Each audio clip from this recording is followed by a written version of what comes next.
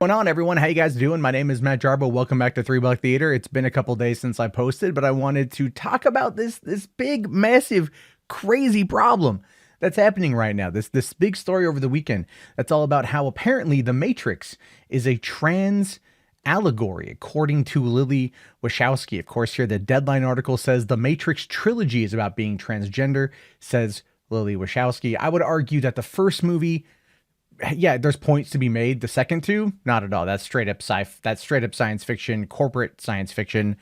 There's a reason why those two didn't age as well as the other, and there's probably a reason why everything else the Wachowskis have done since then has yet to yield the same amount of fruit as The Matrix has. I don't understand how Speed Racer didn't do absolute gangbusters, but I blame poor release schedules. Came out a week after Iron Man in '08. Anyway, let's find out more here. So, the Matrix co-director Lily Wachowski is giving fans the red pill. I just, well, this is actually, I just want to start off by talking about that. The red pill is traditionally looked at right now as being more of a conservative word. It's being more uses more of a conservative terminology. It has been for quite some time, ever since Trump took over. Liberals getting the red pill, centrists getting the red pill, things like that. It's also a term that's used quite often for pickup artists and that community, which has led to the incel community, which has yielded, again, very negative results. So according to Lily Wachowski, she says that the original intention, but the world wasn't quite ready yet. And this, of course, is happening after her and, her sister Lana came out as transgender. I think it was Lana came out first, and that was during the production of the second two films, of which there were some weird stories to come out of that. There was one story I heard where I think it was Lana was really into like the sub-dom relationship and came to set with her sub, like a dude in like leather chains and on his knees. Like, I heard that story. I don't believe it, but I heard that story. Like, I remember hearing it a couple times. I still just don't believe it at all. But anyway, Wachowski confirmed a long-running fan theory about the trilogy this week, saying that I'm glad it has gotten out. Sure, if that was their intent back in 1999 when the movie came out 21 years ago, but I honestly feel it's one of those things that it's just, here it is 2 decades later, where they can go, maybe that was an idea that we had, but ultimately that's not the one we went with, but people are able to see the threads, and that's pretty cool. But she does say here that the corporate world wasn't ready, saying that transgender people understood its intent and often thanked the director. But they talk about Switch, and this is kind of what I thought about when I first heard this. The character Switch is representative of the film's intent to be about transformation. In the original script, the character changed genders upon entering the Matrix, a male in the real world, a female in the Matrix. Warner's nixed the idea and decided on just one gender or the character in the original film. So I think, but also Switch was kind of androgynous, to say a little bit. So I think that might have been how they got around that, was Switch was androgynous. That's how I interpreted Switch's character. However, Wachowski says that she always liked science fiction as a way to explain what she's feeling, that we are existing in a space where worlds didn't exist, so we were always living in a world of imagination. And then, of course, the Netflix Twitter thread on this has been running absolutely hog wild over this course the last couple of days, and that's now being called out. Some of the tweets, the previous tweets from the person who's running that account has come out, and there's been some interesting ones. Nothing that is like cancelable in my opinion, nothing that's too crazy in my opinion, but it's just, I've said weird things on Twitter. This, I think, to some extent trumps some of the weird things I've said. However, they have cited Neo as a good example of the trans narrative because he transitions from Thomas Anderson to Neo during his journey. Okay, look here. Look, I mean, come on. I think if you've watched The Matrix, it's less about a trans allegory as much as it is about a Christian allegory.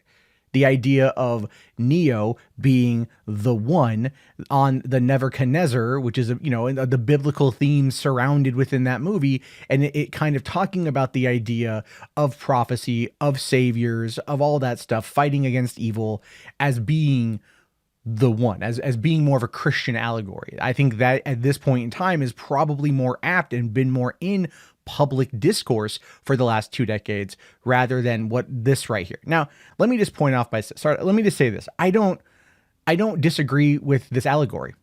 If that is a thread they wanted to put in there for maybe the character of Switch, you know, I mean, how many times do you know guys who, when given the option to play as a female character in a video game, play female character in a video game? I mean, that happens quite often. You know, people choose the character they want to be as, whether or not they are feeling perhaps gender fluid, or I don't know why they choose to do it. I've heard some people say it's because I like to look at a female's rear end all that time and not look at a male's rear end. And I heard that actually from an up high Microsoft employee, like about 10 years ago. He made a comment about that on a podcast, and he would have been canceled today. It's a good thing nobody goes back and listens to those. He's also a good guy. He just made an off-color joke. That being said, this story is really blowing up and really triggering a lot of right-wingers. Is triggering a lot of Republicans. And I find that to be funny because who cares? You know, like, who cares? It's like, I view The Matrix as being more of a Christian allegory, because looking at the wording and the characters and the naming of certain things and how it handles certain things, that to me feels more like that. But it could also be about how we get absorbed into the world that is shown to us versus the world that we actually live in. How many times do we watch, you know, instead of playing games, do we watch game shows? Instead of talking, we watch talk shows, if I'm going to quote Incredibles 2. I think that's an apt quote from Incredibles 2. How much of that do we spend? How much of our life is spent kind of looking at something else rather than looking at the real world? Or the, you know, so it could be a number of different things. And the best part about good science fiction is that good science fiction is allowed to be interpreted in a multitude of different facets. I do think that Lily taking 21 years to come out and confirm this, or to come out and talk about this, says, you know, more about the validity of the theory than anything else. It's not that I think this is entirely the intent, but it's an intent that somebody picked up on, and now she's just co-opting it as a way to, you know, finally talk about these issues, because you don't hear much out of the Wachowskis in regards to their transition. You don't hear much about that. It was actually kind of very, I don't want to say faux pas back in the day, but it was definitely something that was like, what, if you weren't familiar with that world, which a lot of people at the time, and even now to some extent, aren't familiar with that world. It came out of left field.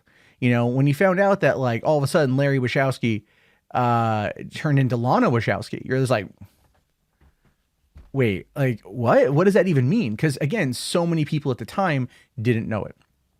And so that might be one of the reasons why so many people are pushing back on this, is because there are they just didn't look through that particular lens.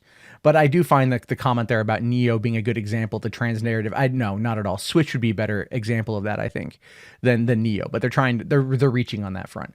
But on the other side of that too, I know a lot of lefties that are talking about this, and a lot of lefties that are talking about this are saying, well, I don't even really agree with this thing, but it pisses off the right wingers, so I'm going to back it 150%. And I'm like, even that's a dumb idea. Because what's going to happen when you start backing this narrative that you clearly don't agree with? You're just, you know, you're kind of poisoning the well. You're sullying the waters. Don't agree with something you obviously don't agree with just because you want to trigger the right wingers. I mean, there's more than enough out there to trigger the right wingers on this one. You know, and also this is what the co-director says. What does Lily Wachowski say on this subject?